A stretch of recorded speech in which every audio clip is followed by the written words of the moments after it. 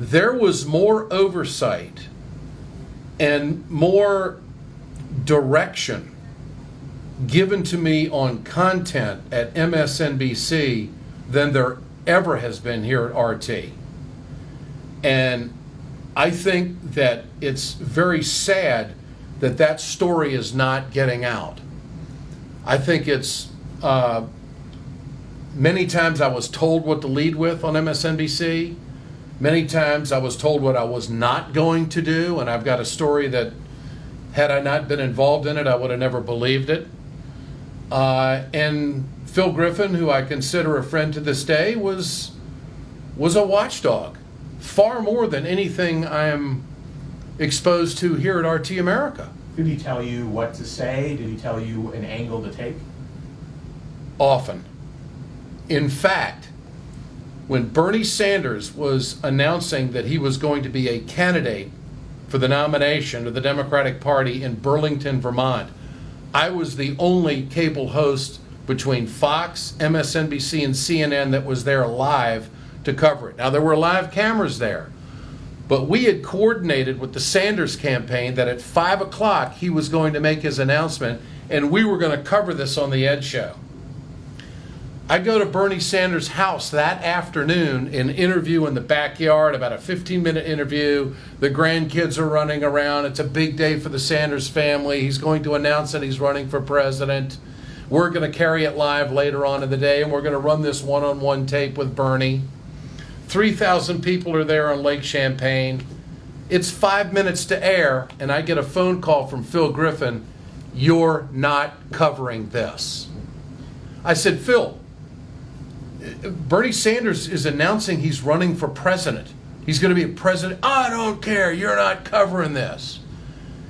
And it got rather contentious. And I don't, well, now you're asking me for opinion. I'm giving you fact right now about what happened. And other people who were there with me will attest to the fact and back me up that this is what happened. We were told that we had to cover something down in Texas that was totally meaningless, and another press conference in Baltimore, which was already had been in the news for a few days. We're covering Bernie Sanders live. We're coordinated with his campaign. And I'm told 5 minutes before, you're not covering Bernie Sanders. Now, let me give you the opinion. I think the Clintons were connected to Andy Lack, connected at the hip. I think that they didn't want anybody in their prime time or anywhere in their lineup supporting Bernie Sanders. I think that they were in the tank for Hillary Clinton, and I think it was managed, and 45 days later I was out at MSNBC. And when you see how the campaign unfolded, Donna Brazile feeding Hillary Clinton questions at the campaign, the DNC undercutting Bernie Sanders, the superdelegates that were organized by Hillary Clinton.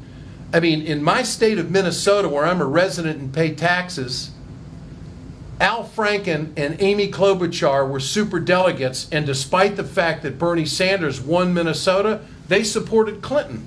It was the fix was in. The fix was in with the mainstream media. The fix was in with managing the news and shutting down Bernie Sanders. And it wasn't until he started matching the Clintons and raising money that he became, well, we gotta cover this guy. But from the start, the Clintons didn't want any competition.